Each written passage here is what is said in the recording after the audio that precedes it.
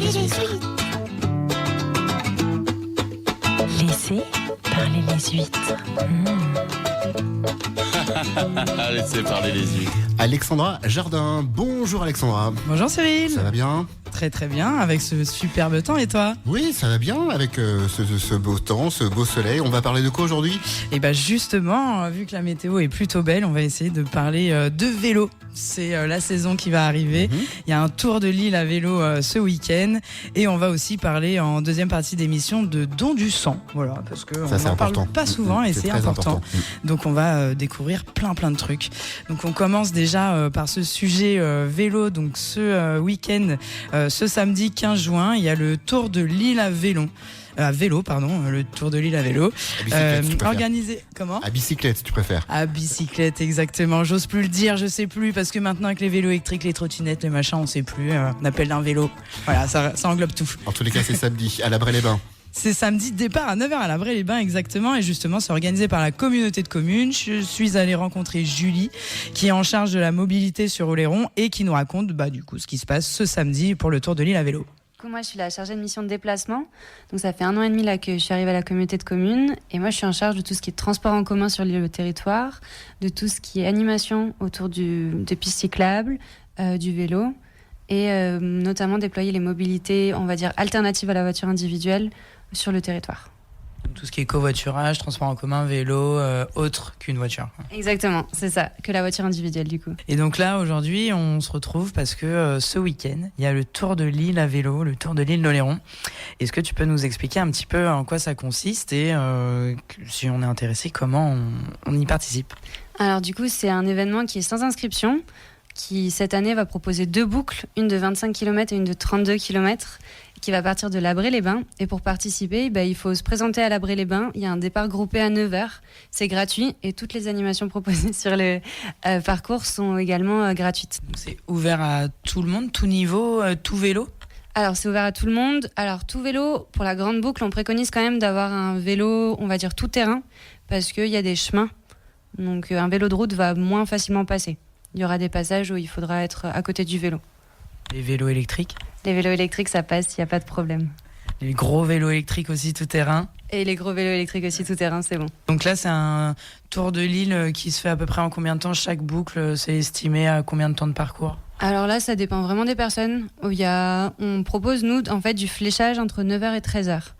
Et les gens peuvent faire la boucle à leur allure. Et il y a des arrêts à peu près tous les 10 kilomètres, même pas, entre 5 et 10 km, il y a un arrêt. Avec un petit goûter? Alors, pas à tous les endroits. Il y a le premier arrêt, ça va être la découverte des marais avec les services d'espace naturel du coup de la CDC et le métier d'éclusière aussi qui va être présenté. Après, le deuxième arrêt, ça va être, là effectivement, il y aura un peu à manger. C'est au Pré-Vallée. Donc il y aura 2 animations. Une animation tir à l'arc avec le club des archers oléronais et une animation autour de l'alimentation végétale. Donc comment essayer de diversifier son alimentation avec les protéines végétales. Et ça, c'est animé par un des services de la CDC, le service agriculture. Et il y aura des petites dégustations. Mais donc ça veut dire que c'est un tour de vélo, mais à la fois un tour de l'île d'Oléron, en fait. Pour voir un peu les gros points, les gros axes, pour les curieux qui veulent apprendre aussi des choses en même temps que juste faire du vélo. Exactement, c'est ça. Et puis découvrir du coup, ou redécouvrir pour la majorité des gens, les sites, on va dire, culturels ou l'environnement en fait, dans lequel ils sont autour de chez eux. Et les activités aussi sur lesquelles travaille la communauté de communes. Donc ça, c'est une initiative de la CDC. À la base, ça fait combien de temps que ça existe, ce tour de l'île à vélo? Alors du coup, pour moi, ça fait une dizaine d'années que ça a été monté. Du coup, les premières fois, c'était le tour de l'île en entier, sur 2 jours. Et ça a été réduit sur une journée en proposant 2 boucles. Donc plus pour être accessible à une majorité de personnes. Parce qu'en général, le tour de l'île à vélo sur 2 jours, c'était qui répondait à cet appel? C'était les vrais cyclistes? Alors, il y en avait qui faisaient qu'une seule journée, mais ça faisait quand même déjà une 50aine de kilomètres par jour. Donc, c'était non négligeable. Il fallait être un peu entraîné. C'est aussi remettre un peu ce sport qui est aussi un sport, autant un loisir et qu'on peut partager en famille, en amis, en amoureux, avec qui on veut au final, même seul. Oui, c'est ça, effectivement. Là, c'est pour que toute personne puisse venir, effectivement, que ce soit des personnes seules, en groupe, avec des enfants. Puissent venir partager un moment convivial et de redécouvrir des activités qui sont possibles. Donc vous l'aurez compris, cette année, le Tour de l'île à vélo n'exige pas que vous soyez hyper entraîné. Au contraire, c'est ouvert à tous, avec des petits arrêts pour découvrir un peu les différentes petites activités que la CDC vous a concoctées. Bon, pour ceux qui sont pas du matin, j'ai essayé de demander à Julie si c'était possible de partir un petit peu plus tard que 9h. Je vous laisse écouter sa réponse. Alors non, ça c'est moins conseillé parce que du coup, donc nous on propose un départ groupé parce que tout le balisage et le fléchage sont faits pour finalement que les personnes puissent prendre leur temps, mais départ à 9h quand même. Okay. Alors s'il y a un départ plus tard, il y aura plus forcément le balisage et les activités proposées. Et pourquoi c'est sans inscription ? Ça veut dire que vous, la communauté de communes, c'est un peu joueur d'attendre le 15 juin pour savoir combien de participants il y aura sur cet événement ? Alors du coup, c'est voulu comme ça pour finalement plus de facilité, que ce soit pour les personnes si elles veulent participer un peu au dernier moment, et pour nous aussi au final. Et les départs groupés, là, les 2 dernières années, ça a très bien fonctionné. Donc pour le moment, on garde cette façon sans inscription. Et ça représente à peu près combien de personnes, là, les 2 dernières années ? C'était combien de personnes qui participaient à ce Tour de l'île à vélo ? Alors du coup, il y avait entre 300 et 400 personnes au total, oui. Ah oui, mais c'est énorme. Du coup, ça fait des hordes de gens qui débarquent en vélo. Alors du coup, effectivement, les premiers kilomètres, il y a quand même beaucoup de monde. Donc il y a le temps que les gens finalement se séparent un peu en prenant de la vitesse. Mais après, vu qu'il y a une grande et une petite boucle et que la grande boucle se sépare assez rapidement de la petite, ça va permettre un peu d'alléger en fait et de permettre aux gens d'être plus tranquilles sur les pistes. Et là, justement, entre la grande et la petite boucle, il y a pas beaucoup de kilomètres de différence finalement. Pourquoi ? Là, c'est le tracé qui s'est voulu comme ça cette année. L'année dernière, il y avait un peu plus de différence. Là, on essaye en fait de faire au mieux en fonction de ce qu'on veut proposer à voir et aussi en fonction des intersections et de la sécurité pour qu'il y ait le moins d'intersections dangereuses au final sur le parcours. Et donc là, est-ce que tu peux nous dire donc à peu près tous les coins au-delà de là où il y a des ateliers, mais par où passe cette boucle ? Alors du coup, donc elle démarre de Labré, elle va longer tout ce qui est la côte en fait, la piste cyclable qui est très agréable entre Labré et Saint-Denis. Et après là, on a une séparation. Donc la grande boucle part vers Chassiron. On propose de passer au niveau du port de Saint-Denis, puis de remonter le long du chemin côtier. De passer aussi par le Chassiron village et d'arriver au niveau du phare de Chassiron, de passer du coup devant et de revenir par la route côtière mais de l'autre côté, point de vue océan. Et à la fin du coup de cette route, de cette piste cyclable, du coup, on récupère la plus petite boucle qui elle aura bifurqué au niveau de Saint-Denis. Et là, on va se retrouver pour une animation au niveau du marais Papineau pour observer les oiseaux. On redescend jusqu'à Domino. Et de là, après, on remonte vers Chéré, où il y aura une animation donc exactement à Saint-Georges, au Prévalais. Où pareil, voilà, donc les arches, faire du tir à l'arc ou déguster un peu de protéines végétales. Et on repart après par les marais, vers le Douai, pour après faire un dernier arrêt au Moulin de Labré, pour là pouvoir avoir des explications sur le fonctionnement du moulin. Avec une visite du moulin et du musée ? Non, c'est vraiment pour voir de loin le moulin et le comprendre. Alors du coup, on peut rentrer dans le parc. Il n'y aura pas de visite du musée, mais par contre, il y aura une animation, donc notamment de dégustation de pain en fait fait à partir de la farine, avec des petites confitures locales et une animation pour les enfants de faire un moulin à vent. Mais du coup, ça veut dire aussi que si les gens participent à cet atelier et qu'ils veulent revenir dans l'après-midi pour visiter le musée, c'est là où c'est l'occasion. Exactement, c'est ça. Parce que du coup, finalement, l'arrivée se fait au même endroit que le départ, donc au niveau de la plage de Labré. Et derrière, vous avez, il y a en fait tous les commerçants, il y a le marché aussi, et les restaurants de Labré pour se restaurer à la fin du tour. Donc on appellerait plutôt ça le tour du nord de l'île à vélo, non ? Alors cette année oui, mais par exemple l'année dernière on était parti de la Rémy-Geste, donc on avait plutôt fait une boucle au centre en fait de l'île. Ça dépend des années et des points de départ. Et c'est qui d'ailleurs qui choisit le tracé et pourquoi il est choisi comme ça ? Alors du coup c'est en fonction en général des créations de pistes dans l'année ou des réhabilitations. Aussi on essaie de faire tourner en fait les départs en fonction des différentes communes. Vu qu'il y en a 8 sur le territoire, on essaye d'en faire partir de chaque commune. Pour l'année prochaine du coup, on va partir du château vu qu'il y a une nouvelle piste du coup qui vient d'être finie cette année, qui va permettre de relier en fait le château à Boyarville sans utiliser la route entre les Alards et Boyarville. Ce tour de l'île, donc c'est ouvert à tous et à tout le monde, tout âge. Moi, je pense par exemple aux petites mamies qui aiment bien faire du vélo, mais là, c'est un tour de l'île à vélo, il y a entre 200 et 300 personnes peut-être d'attendues, ça peut mettre un peu la pression. Est-ce qu'il faut être endurant? Est-ce qu'on peut venir même si voilà, on est un peu plus lent, on a envie d'y aller à notre rythme? Comment ça se passe pour les gens qui ont un peu plus de mal ou qui font du vélo un peu plus tranquillement? Alors du coup on vous conseille, donc venez à 9h à l'Abré, mais vous pourrez partir du coup derrière tout le monde, prendre votre temps, il n'y a pas de problème. Et en plus il y aura des signaleurs et des signaleuses en fait tout le long du parcours au niveau des intersections, on va dire un peu plus dangereuses. Et vous pourrez poser des questions, voir où vous en êtes sur le parcours. Et ils pourront aussi vous aiguiller si jamais vous avez besoin d'avoir de l'eau, ils pourront vous dire où vous pourrez en trouver. Et vous dire effectivement à combien de kilomètres ou de temps il vous reste pour aller jusqu'à la prochaine étape. Parce qu'il y a un ouvreur sur ce parcours? Alors non, il n'y a pas forcément d'ouvreur, mais il y a des gens qui sont postés du coup à plusieurs points et qui eux connaissent le parcours et les différentes étapes. Qui nous encouragent comme le Tour de France? Exactement, qui vont vous encourager comme le Tour de France. Et ben voilà, Cyril, alors tu seras là ce week-end pour ce Tour de l'île à vélo? Oui, je serai là samedi matin de bonne heure avec mon short cycliste et ma gourde. Ah ben on t'attend du coup, alors rendez-vous 9h à l'Abré. Et donc restez avec nous, on va mettre une petite page de pub, mais après ça on va en savoir plus sur les nouvelles pistes cyclables qu'il y a sur le sud de l'île d'Oléron. À tout de suite. Laissez parler les huîtres. Laissez parler les huîtres. De retour dans Laissez parler les huîtres, où nous parlions du Tour de l'île à vélo et nous étions avec Julie en charge de la mobilité de la communauté de communes qui nous racontait ces nouvelles pistes cyclables qui sont en cours de finition. On l'écoute. Donc maintenant, on va pouvoir utiliser une piste cyclable jusqu'au camping de la Brande. Après, derrière, il y aura encore un passage de route au niveau des cabanes de la Baudissière.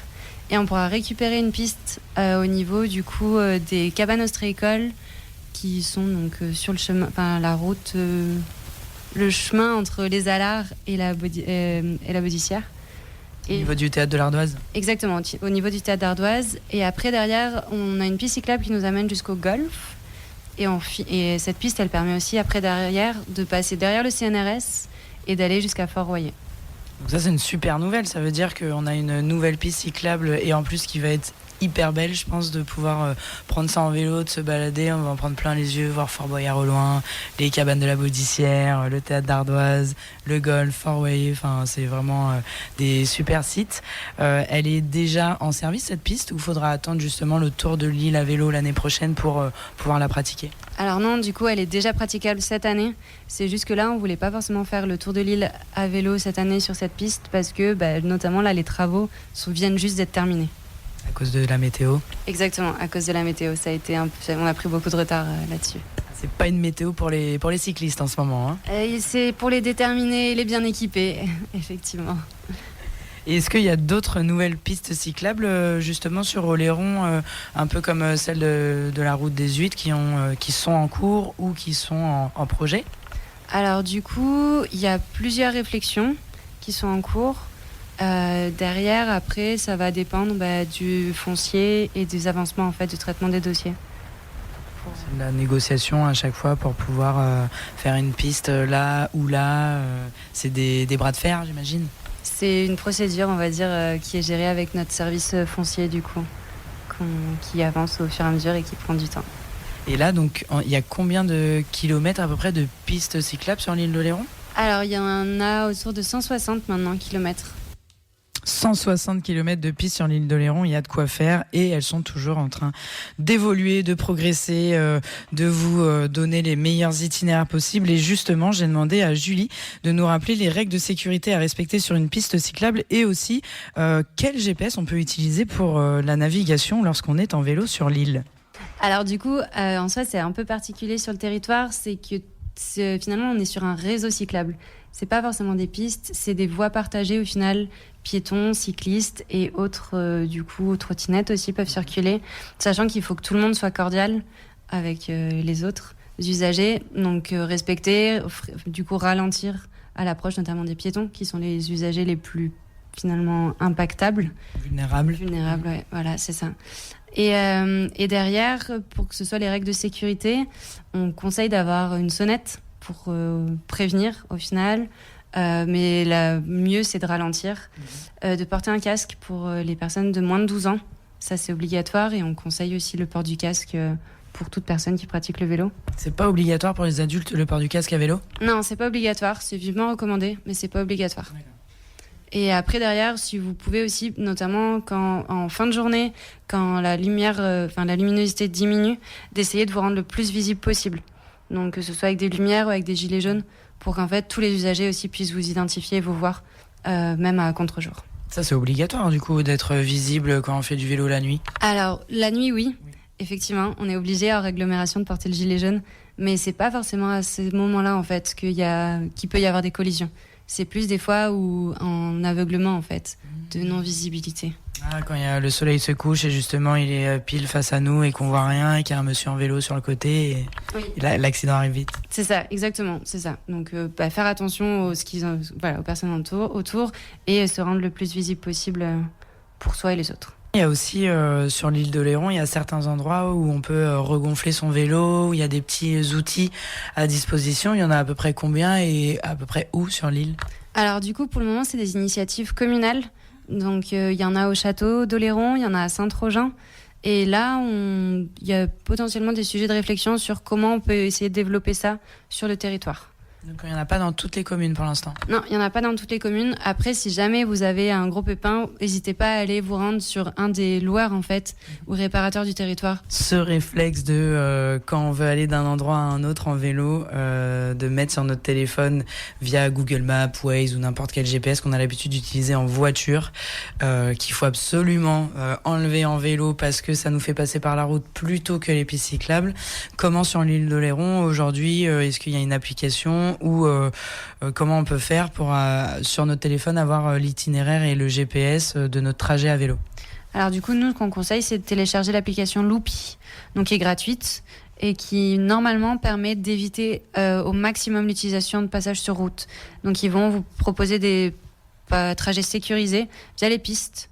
Et on vous conseille du coup de suivre cet itinéraire-là. Après, derrière, n'hésitez pas à aller poser les questions, que ce soit au loueur, que ce soit dans les offices de tourisme, en fait, pour pouvoir voir avec eux le meilleur trajet possible.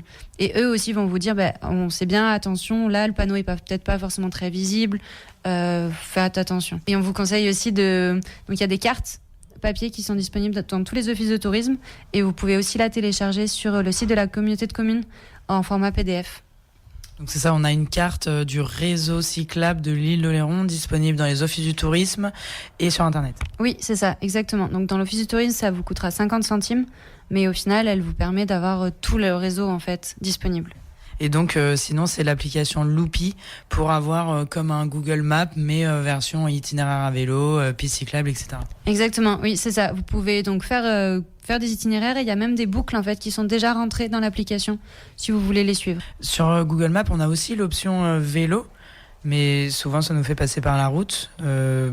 Comment ça se passe pour que Google Maps sache les pistes cyclables qui existent sur l'île d'Oléron ? Alors du coup, normalement, nous on essaye de mettre à disposition en fait tous les tracés de nos réseaux, mais on ne sait pas exactement sur Google Maps en fait la mise à jour, à quel moment elle est faite, où ils vont chercher en fait les tracés. Donc après avec Loopy on interagit un peu plus avec eux, donc on sait plus la mise à jour qui est faite. Donc on est plus sûr de la justesse de l'itinéraire sur Loopy que sur Google Maps. Oui, c'est ça. Parce qu'on n'a encore pas vu, on connaît la voiture Google qui prend en photo, mais on n'a pas vu le monsieur en vélo qui prend les pistes cyclables en photo encore. Si, il y en a effectivement. Oui, sur l'île d'Oléron, il y a en fait, on a ça. Il y a une personne. Enfin, pour moi, du coup, c'était, je sais plus en quelle année il est passé. Il y a des personnes en fait qui font les visuels sur les pistes cyclables en vélo. Incroyable, mais du coup, il a un casque avec plein de caméras, comme on voit la voiture avec plein de caméras. C'est ça, exactement. Voilà, on en apprend tous les jours. Moi, j'ignorais complètement que ça existait, ce petit monsieur de Google en vélo pour les pistes cyclables. Mais voilà, c'est important de le savoir. Maintenant que le vélo n'a plus de secret pour vous, que vous avez toutes les informations pour passer un super tour de l'île à vélo, pour faire du vélo et profiter de cette île d'Oléron et de ces pistes cyclables, je vous propose de passer à un tout autre sujet, le don du sang. Et oui, pourquoi le don du sang ? Parce que vendredi, c'est la journée mondiale du don du sang. Et pour l'occasion, j'ai décidé de rencontrer Pascal, le président de l'association des donneurs de sang de Saint-Pierre. Mais avant de rencontrer Pascal, j'ai aussi choisi d'aller dans la rue pour vous rencontrer et pour savoir voilà, si vous aviez déjà donné votre sang. Non, je ne donne pas mon sang, non. Et pourquoi ? Peut-être par faute de temps ou finalement, je ne sais pas où on peut donner son sang aussi. Ça vous fait peur ? Non. Pas forcément la peur du sang ou de l'aiguille ou quoi qui vous... Non, du tout, Okay. du tout. Non, jamais, non. Et pourquoi ? Parce que l'occasion s'est pas présentée. Enfin ouais, j'ai jamais fait de campagne de, jamais donné mon sang. Non, c'est vrai que mes parents le faisaient, je l'ai jamais fait. Non, c'est vrai. Bah alors ? Non, je sais pas pourquoi. Ouais. Vous avez zéro excuse en fait. Ouais, c'est vrai. Non, j'aurais pu le faire. Faudrait que j'y pense à un moment donné. Ouais. Non, il doit pas être trop bon avec l'apéro. Avant, ouais, maintenant non. Oui, mais je peux pas. Pourquoi ? J'ai donné. Mon mari était donneur. Et ils ont essayé de le prendre 4 fois sur les bras, ils n'ont jamais pu prendre de sang. Donc elle m'a dit, vous serez jamais une bonne donneuse. Ah zut, parce qu'ils n'ont pas atteint la veine qui roule ? Il n'y avait rien. Ils ne pouvaient pas me prendre mon sang. Non, pas pour l'instant, je l'ai donné. J'aimerais redonner à nouveau, mais j'ai eu un petit cancer, donc à l'époque on m'a dit non. Mais comme ça fait quelques années, je ne sais pas. Donc oui, il faudrait que je retourne dans un centre pour voir si c'est possible ou pas. Non, j'ai donné qu'une fois. Et pourquoi ? J'ai des tatouages. Et chaque fois, ils sont trop récents. Non, pas du tout. Et pourquoi ? Pourquoi Mon sang doit pas être bon. Non, jamais eu trop le temps et voilà, trop occupé. Non. Pourquoi ? Je sais pas. T'as jamais donné ton sang ? Non, j'ai jamais. Vous l'avez pas dit, madame. Moi, je le donne. Je le donnais régulièrement avant que j'ai une maladie que je peux plus le donner. Okay. Voilà. Mais sinon, je le donnais régulièrement. Vous étiez pas au courant que votre mari l'avait jamais fait ? Ben, moi, je pensais qu'il donnait. Donné rarement, des fois, sur de rares fois, mais j'ai jamais donné du sang volontairement. Comme ça, à des potes quand vous vous êtes coupé en soirée, quoi. Tenez mon sang, buvez mon sang. On parle pas du vin rouge, monsieur. Hein. Non, je suis bien d'accord, non, mais 2-3 collectes, mais après, pas régulièrement. Une fois quand j'étais à l'école. Ouais. Et souvent ? Oh, peut-être 2 fois dans l'année à peu près. C'est pas peut-être pas souvent, mais ouais, 2 fois dans l'année. Trop bien, vous avez quel âge ? J'ai 32 ans. Ah, moi j'ai toujours donné mon sang, mais je donne plus parce que j'ai 70 ans. Oui, mais il y a longtemps. Et pourquoi il y a longtemps ? Parce que j'ai pas eu l'occasion de le faire. Non, jamais. Pourquoi ? Pas eu l'occasion. Non. Pourquoi ? Parce que je n'ai jamais pris le temps de le faire. Une fois. Et pourquoi ? Je sais pas, sur un coup de tête, j'avais vu un panneau dans la ville où j'habitais à l'époque et c'était après un bilan sanguin, donc je me suis dit pourquoi pas. Tout était à jour, tout était ok, donc je l'ai fait une fois par contre, mais je me suis dit qu'il fallait que je le refasse, mais je l'ai jamais refait après. Et voilà, vous l'avez entendu. On est tous un peu pareils finalement, et en fait il y a plus de gens qui ne donnent pas parce qu'ils soit ils savent pas pourquoi, soit parce que c'est jamais dans les bons horaires. Et au final, je vous avoue que moi je suis un peu comme eux. J'ai jamais donné mon sang parce que je sais pas. En fait, j'ai pas vraiment de raison. Et du coup, c'est pour ça que je suis allée rencontrer Pascal pour lui poser plein de questions sur le don du sang. On l'écoute tout de suite. Alors moi je suis Pascal Sillier-Marlin. Je préside l'association des donneurs de sang de Saint-Pierre-de-Léron, qui est une des 4 associations de l'île de Léron. Et je suis également à l'échelon départemental, puisque je suis président de l'Union départementale des associations de donneurs de sang bénévoles de la Charente-Maritime. Et je siège également au comité régional Poitou-Charentes. Et donc, quelles sont les 4 villes sur Oléron où on a des associations de donneurs de sang ? Alors, nous avons l'association de Saint-Georges-de-Léron qui regroupe également les communes de Saint-Denis-Labré. Le centre, c'est la commune de Saint-Pierre, donc l'association que je préside. L'association de Saint-Denis étant présidée par Pierre Rabhi. C'est Marité Fournier qui préside l'association de donneurs de sang de Luce de Léron, et pour la partie sud de l'île, au château de Léron, Michel Rebel préside l'association du château, qui regroupe également la commune de Grand Village et de Saint-Trojan-les-Bains. Donc là, vendredi 14 juin, il me semble, c'est la journée mondiale du donneur de sang. Est-ce que les associations de l'île d'Oléron ont prévu quelque chose en particulier pour cette journée ? Alors oui, c'est ce qu'on appelle, nous, dans notre jargon, la JMDS, c'est l'acronyme pour la Journée mondiale des donneurs de sang. C'est une journée importante, puisque partout dans le monde, on fête les donneurs de sang bénévoles. C'est surtout là-dessus qu'il faut insister. Alors, au niveau de nos associations, on n'a pas prévu de collecte. On a 2 centres en fait de prélèvement sur la Charente-Maritime, la Maison du Don de Saintes et la Maison du Don de La Rochelle. Alors, les 2 équipes seront en prélèvement avec des collectes événementielles, l'une à Lagore et l'autre à Saint-Jean-d'Angély. C'est des collectes d'après-midi. Et on invite, bien entendu, les donneurs du département à prendre rendez-vous, parce que c'est des collectes où il faut prendre rendez-vous sur le site internet de l'EFS pour pouvoir s'y rendre. Et puis, que ces 2 collectes pour la journée mondiale soient un grand succès. Au niveau de Léron, donc on ne fait pas de collecte cette année, en tous les cas, puisque c'est tournant. Mais on a souhaité quand même travailler autour de cette journée mondiale en organisant, en particulier demain, jeudi, une assemblée générale mutualisée. Je cherche un petit peu le terme parce que c'est pas courant d'organiser des assemblées générales mutualisées avec 3 associations. Donc on va se réunir avec le château de Luce et Saint-Pierre pour organiser cette assemblée générale. On va y parler bien entendu du don du sang. Le docteur Jardel, le directeur des prélèvements du site de Saintes, sera présent et pourra donner des réponses à toutes les personnes qui seraient intéressées par le don du sang, le don de plasma, le don de plaquettes et puis également le don de moelle osseuse, qui est un des éléments aussi que nous promouvons. C'est une assemblée qui est ouverte à tous ? Alors l'Assemblée est ouverte bien évidemment aux donneurs qui ont un droit de vote pour toute la partie statutaire. Donc ils voteront pour les rapports financiers et puis pour les rapports d'activité. En revanche, ils peuvent participer, c'est-à-dire qu'il y a toute une partie d'explication. Il y aura également présent le trésorier de l'Union départementale qui représentera donc notre échelon départemental. Moi, j'y serai en tant que président de l'association de Saint-Pierre et donc pas en tant que président départemental. Donc, il y aura des questions qui peuvent être posées par n'importe qui, effectivement, savoir comment se passe le don du sang, ce qu'on fait avec le sang, quel type de maladie on peut traiter, les contre-indications éventuelles. Voilà. Toutes les questions sont ouvertes et puis il y aura des interventions également des élus qu'on souhaite être nombreux à nos assemblées mutualisées. Et puis le 14, donc le jour effectivement de la journée mondiale du sang, il y aura également à Saint-Georges l'assemblée générale de l'association de Saint-Georges. Qui consiste aussi en la même chose, donc se renseigner un petit peu sur qu'est-ce que le don du sang, où va le sang, etc.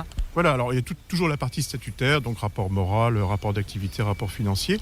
Et puis ensuite, effectivement, intervention également des responsables de l'EFS, de l'Union départementale, qui représente aussi la fédération, puisque notre groupement, c'est la Fédération française pour le don de sang bénévole. Et on peut donner toutes les réponses à ceux qui, en tous les cas, nous poseront les questions. Donc là, si j'ai bien compris, on peut adhérer à une association, donc devenir bénévole donneur de sang, mais on ne peut pas directement donner son sang là sur l'île d'Oléron. Alors si, en fait, il y a deux niveaux. Il y a le donneur de sang qui est bénévole. Une personne peut venir donner son sang sur une collecte mobile ou sur la maison du don. Il peut aussi venir à Saintes ou à La Rochelle pour donner son sang. Nous, évidemment, en tant qu'association, on préfère les voir venir à nos collectes mobiles. Il y en a 33 000 qui sont organisées en France par l'établissement français du sang. C'est quand la prochaine sur Oléron, par exemple ? Alors, les prochaines collectes vont arriver à partir du mois de juillet. Là, on est parti à notre niveau sur des collectes d'été. Est-ce que si on est donneur dans sa région, quand on part en vacances, on donne aussi là où on part en vacances ? Comment ça se passe ? Alors, la seule condition pour pouvoir donner son sang, c'est d'avoir avec soi sa pièce d'identité. À une époque donnée, on avait une carte de donneur que certains ont conservée très pieusement dans leur portefeuille, parce que bon, on est toujours content chaque fois qu'on coche la case. J'ai donné une fois supplémentaire, donc j'ai sauvé 3 vies, puisque chaque don sauve 3 vies. Aujourd'hui, on est enregistré, en fait, il y a les moyens électroniques, les moyens numériques, donc on peut ouvrir son espace personnel sur l'établissement français du sang et puis suivre de la même façon les dons qu'on a faits. Et il n'y a donc pas besoin d'avoir sa carte. On est enregistré de toute façon. Les bases sont nationales. Il y a quelques années, c'était pas le cas. On pouvait être enregistré en Alsace. On donnait son sang sur Oléron. On n'était pas dans la machine. Aujourd'hui, c'est une base nationale, donc on vous retrouve. Il suffit simplement de pouvoir justifier de son identité, voilà, pour qu'il n'y ait pas de confusion. Voilà. Alors voilà, même si vous êtes en vacances sur l'île d'Oléron et que vous êtes un donneur dans votre région, n'hésitez pas à venir sur les campagnes de collecte mobile qui aura tout le mois de juillet. Et restez avec nous pour en savoir plus. Si un don du sang, ça fait mal, ça pique, à qui c'est adressé. On se retrouve tout de suite juste après la pub. Laissez parler les huîtres. Laissez parler les huîtres. Laissez parler les huîtres. Et de retour dans Laissez parler les huîtres, nous étions en train d'aborder justement le sujet du don du sang. Alors peut-être que vous aussi, qui n'avez jamais donné votre sang, vous vous demandez si ça fait mal et est-ce que vous avez le droit de le faire, etc. J'ai posé toutes les questions à Pascal. Alors, soit vous faites la démarche de vous inscrire sur le site de l'EFS. Alors on peut le faire à partir d'un smartphone, c'est très simple. On met son identité, sa date de naissance, voilà, et puis on choisit le créneau sur lequel on veut venir. Et puis vous vous présentez à l'heure. Et il y a une personne au secrétariat, donc c'est une personne de l'EFS, qui va vous enregistrer. Donc vous lui présentez votre pièce d'identité, elle va vous donner des documents à remplir. C'est un questionnaire par lequel vous allez annoncer s'il y a des risques particuliers, s'il y a un risque éventuellement parce que vous avez fait un voyage dans un pays où il y a un virus un petit peu contraignant, si vous avez eu une opération dans un espace de temps assez court, généralement quand on s'est fait opérer pendant les 4 mois, on peut pas nécessairement donner. Si vous avez des soins dentaires, les soins dentaires c'est souvent 1 semaine. On a effectivement un organigramme qui nous dit voilà, de manière générale, voilà, les soins dentaires, il faut attendre 1 semaine, les opérations, etc. Les tatouages également, être tatoué, on peut être tatoué, c'est pas une contre-indication, sauf si le tatouage est récent. Parce qu'il peut y avoir effectivement un foyer d'infection qu'on ne peut pas détecter pour le moment. Donc on préfère garder une fenêtre de tir en quelque sorte. À peu près combien de temps après un nouveau tatouage ? Alors si je ne dis pas de bêtises, je crois que c'est 4 mois également. Pour résumer, à qui ça s'adresse, qui peut donner son sang et quand ? Alors là on va parler de manière générale. Donc toute personne de plus de 18 ans qui pèse plus de 50 kilos et qui, ça c'est peut-être le critère le plus simple, est en bonne santé, peut donner son sang. Donc vous voyez, ça ouvre largement la candidature au don du sang. Pourquoi 18 ans ? Parce que le don de sang en France est volontaire. Et en dessous de 18 ans, il faudrait l'agrément des parents, donc ce qu'on n'a pas encore de possible. Donc on reste effectivement dans l'aspect du volontariat, donc il faut être majeur pour pouvoir donner son sang. Pourquoi au-delà de 50 kilos, ça c'est pour des problèmes de prélèvement au niveau des poches. Les poches sont centrifugées et il faut quand même un certain volume au niveau de la poche. Une fois encore, je vous disais tout à l'heure, il ne faut pas mettre le donneur en péril. Le donneur vient donner son sang de manière volontaire et bénévole. Donc il faut que les conditions soient protégées pour lui, en tous les cas, voilà, qu'il puisse ne pas prendre de risques en donnant son sang. Et en fait, donc, on ne peut prendre qu'une certaine quantité en volume. Et lorsque le poids est inférieur à 50 kg, ça ne permet pas effectivement de prélever. Parce que donc tous les donneurs ne donnent pas la même quantité de sang, c'est adapté en fonction de leur gabarit et de leur capacité physique ? Oui, alors le différentiel est extrêmement faible, mais on prélève à minima 450 millilitres, ça peut monter jusqu'à 480, voilà, c'est à peu près de cet ordre-là, oui, tout à fait. Il y a toujours une moyenne, mais il n'y a jamais des gros écarts, on donne pas, il n'y a personne qui donne 1 litre de sang alors qu'il y en a qui en donnent 20 centilitres. Voilà, une fois encore, je crois que si on prélevait 1 litre de sang, on mettrait en péril la santé du donneur, donc on reste effectivement dans quelque chose où le donneur va se remettre très rapidement, hein, on se reconstitue très rapidement. Alors, on se reconstitue une première fois au travers de la collation, puisque une fois qu'on a donné, on passe par la collation. Et puis après, dans le temps, dans une quinzaine de jours, on peut dire que tout est rétabli. Ah, parce qu'on met quand même 15 jours à peu près à ce que le corps remplace ce sang qui est parti finalement. Oui, alors il y a toute une partie qui est très rapidement régénérée. Et puis il y a un certain nombre de choses sur lesquelles il faut attendre un petit peu plus longtemps pour que le corps se reconstitue vraiment pleinement et qu'on puisse redonner en toute sécurité. Il y a des contre-indications pour les sportifs ou quoi, pas trop forcer sur le corps après un don du sang par exemple? Alors oui, c'est même proscrit, hein. C'est-à-dire que idéalement, il faut pas arriver à la fin d'une course pour donner son sang, et puis idéalement, il faut quand même se rétablir. Donc dans l'après-midi, si on a donné le matin ou moins jusqu'au lendemain matin, on va pas faire des épreuves de force, c'est clair. Les garçons souvent plus peur de l'aiguille que les filles, et ça on le voit quand on fait un petit peu de promotion auprès des lycées. Parce que c'est un constat que vous faites aujourd'hui, que les hommes ont plus peur de l'aiguille que les femmes, ils donnent moins leur sang que les femmes. Ben, ils nous le disent, hein, les gamins nous le disent spontanément, hein, j'ai peur de l'aiguille, c'est une grosse aiguille, alors que en fait, très honnêtement, moi je ne sens jamais l'aiguille se planter dans mon bras. Ouais, mais parce que vous êtes habitué, mais quelqu'un qui l'a jamais fait, vraiment, est-ce que ça fait peur et est-ce que ça fait mal? Non, vraiment ça fait pas mal. Très honnêtement, moi je préfère donner 10 fois mon sang que de me piquer avec un rosier. Hein. Ah ouais, ça fait moins mal. Ah oui, ça fait largement moins mal. Oui, moi, la plupart du temps, je sens quasiment rien. Et quand ça picote, parce que ça peut arriver que ça picote, c'est parfois simplement le désinfectant qui n'est pas encore complètement évaporé. Et est-ce qu'il y a des groupes sanguins dont on a plus besoin de sang que d'autres? Oui, alors il y a des groupes qu'on appelle universels. Alors bien sûr le groupe O, Rhésus plus. Alors le Rhésus plus peut donner à tous les Rhésus plus, donc A+, B+, AB+. Et le donneur idéal, c'est évidemment le O négatif, qui représente une petite part de la population, mais qui est très recherché parce que lui peut donner à tout le monde. Et ça c'est important parce que quand on est sur une intervention d'urgence et qu'on peut pas toujours vérifier le groupe sanguin, et ben on va taper sur le O négatif. Là, on sait qu'on peut transfuser quasi directement. Donc vous disiez, avec une quantité de don du sang, on sauve 3 vies, c'est ça? Oui, chaque don sauve 3 vies, du fait en particulier, puisqu'on extrait les composants du sang, les composants de globules rouges, le plasma et les plaquettes, et on peut traiter un certain nombre de pathologies différentes.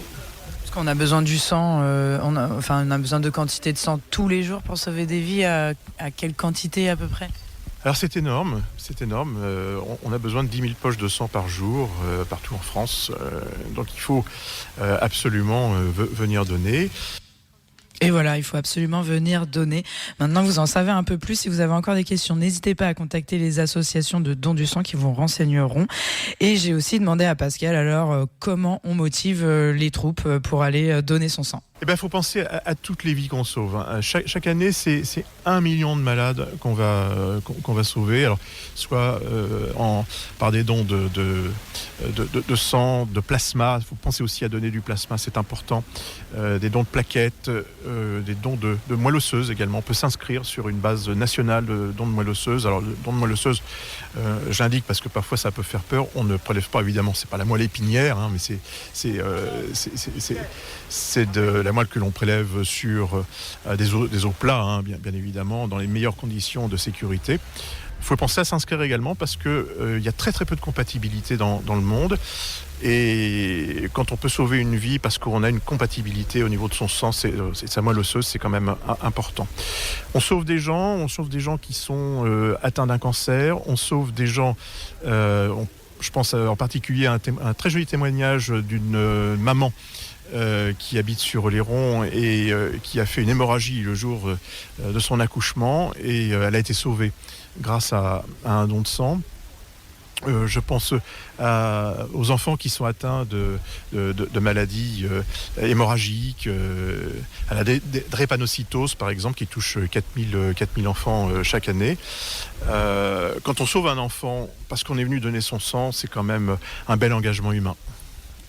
Vous avez parlé de plasma plaquette, c'est quoi du coup? C'est la même, c'est pareil comme un prélèvement de sang ou c'est encore une autre façon de faire? Alors c'est le même principe, hein, l'aiguille n'est pas plus grosse, sauf que dans le don de plasma, on va en fait réinjecter les composés de globules rouges et les plaquettes. Si c'est un don de plaquettes, on va conserver les plaquettes, enfin la machine va conserver les plaquettes et vous réinjecter les autres éléments. C'est un petit peu plus long parce qu'il y a une centrifugation qui se fait au niveau du sang. Par contre, l'avantage pour le don de plasma, c'est qu'on peut donner tous les 15 jours. Parce qu'on se recompose très rapidement, tous les 15 jours, et c'est toutes les 4 semaines pour le don de plaquettes. Le don de plasma, on ne peut le faire qu'en maison du don. Il n'y a plus de machines actuellement, c'est compliqué de les emmener en collecte mobile, il faudra les calibrer, et on n'a pas la capacité de le faire. On l'a fait pendant des années, mais on espère avoir peut-être un jour de nouvelles machines qui nous permettront de le faire. Donc si on veut donner son plasma, il faut prendre rendez-vous à la maison du don de La Rochelle ou de Saintes, donc il y a 4 machines. Ça prend un tout petit peu plus de temps au niveau du prélèvement, ça fait pas plus mal. On souffre pas du tout et on est très gentiment accueillis également par les équipes de l'EFS. On a aussi une collation. Il y a une collation alors qui, à mon goût, pas aussi bonne que celle qui est faite par les associations bénévoles. Les associations bénévoles, si vous voulez, ont cette capacité de pouvoir apporter du produit frais, des produits bio. Sur l'île d'Oléron, on a droit aux huîtres dans certaines associations. Là, on a droit à des melons, on a droit à des tomates fraîches, à des produits bio. Je vais donner mon sang, moi, si on peut manger des huîtres après. Voilà, donc c'est souvent plus sympa que la collation qui est prévue, standardisée pour l'EFS. Elle est très bien. Hein, ça permet de se reconstituer, il n'y a pas de problème. Mais on apporte un petit plus quand on vient dans les collectes mobiles. Et donc, juste pour bien comprendre aussi, pour les femmes, est-ce qu'on peut donner son sang, peu importe notre cycle menstruel, si on est en grossesse, si on vient d'accoucher, si on est en ménopause, en fonction du cycle de la femme, on peut venir n'importe quand? Oui, alors la seule chose, donc on l'a évoqué, c'est que par rapport aux hommes qui peuvent donner 6 fois, les femmes ne peuvent donner que 4 fois. Effectivement, parce qu'elles ont, on va dire entre guillemets, leur propre don de sang. Donc elles sont limitées effectivement. Par contre, elles sont récompensées plutôt. Vous savez que les donneurs reçoivent également des récompenses avec des diplômes de donneurs au-delà d'un certain nombre de dons, et elles atteignent plus rapidement les seuils puisqu'elles peuvent donner un petit peu moins. Pour motiver les gens qui nous écoutent à venir donner son sang, on sait qu'on peut venir manger des huîtres, du melon et des bonnes tomates d'Oléron sur un don de sang mobile. Donc c'est à partir du mois de juillet, c'est ça qu'on va pouvoir retrouver les dons de sang mobiles. Ça va être sur les 4 communes que vous nous avez citées qui ont une association? Oui, absolument. Alors il y a aussi Marennes qui est un petit peu plus tôt, c'est au fin juin. Donc il faut pas hésiter à aller sur le site de l'EFS pour s'inscrire, hein, bien évidemment. Nous, on invite évidemment aussi les donneurs qui ne se sont pas inscrits, si vraiment ils sont disponibles et qui peuvent venir, qui ont du temps. Hein, voilà. Une fois encore, on donnera la priorité à ceux qui se sont inscrits à venir malgré tout, parce que on est toujours un petit peu en flux tendu. On ne prélève pas plus que ce qu'on a besoin, mais on est souvent, de plus en plus là, ces dernières années, en flux tendu. Et puis, il faut savoir aussi qu'on alimente la région Île-de-France, hein, c'est-à-dire qu'on cède des produits sanguins en Île-de-France et en région PACA, où il y a moins de donneurs que les besoins. Là, on pense aux Jeux Olympiques, par exemple, qui vont avoir lieu dans quelques semaines. Il va y avoir plusieurs millions de personnes qui vont venir, de touristes qui vont venir sur l'île de France pour participer à ces Jeux Olympiques. Donc, mathématiquement, on aura besoin de plus de sang. Donc, il faut vraiment venir sur nos collectes. Et voilà, vous avez entendu Pascal, je pense qu'il a tout bien résumé, il a tout bien expliqué. Si vous voulez en savoir plus, n'hésitez pas à vous rendre sur le site internet de l'EFS, l'établissement français du sang, où vous pouvez vérifier en 5 minutes si vous êtes un donneur ou pas un donneur. En tout cas, merci de nous avoir suivis. J'espère que vous avez appris plein de choses sur le don du sang, que vous irez donner votre sang au mois de juillet pour avoir des petites huîtres après si ça vous chante. Et sinon, on se retrouve la semaine prochaine pour parler de plantes sauvages. Et d'ici là, comme d'habitude, n'hésitez pas à m'envoyer un petit email email si vous voulez que je vienne vous tendre mon micro à l'adresse laissez parler les huîtres tout attaché, laissez avec un Z, parler ER, les huîtres au pluriel et sans accent @gmail.com. Je vous souhaite une excellente semaine à tous et à la semaine prochaine. Laissez parler les huîtres. Laissez parler les huîtres. Laissez parler les huîtres.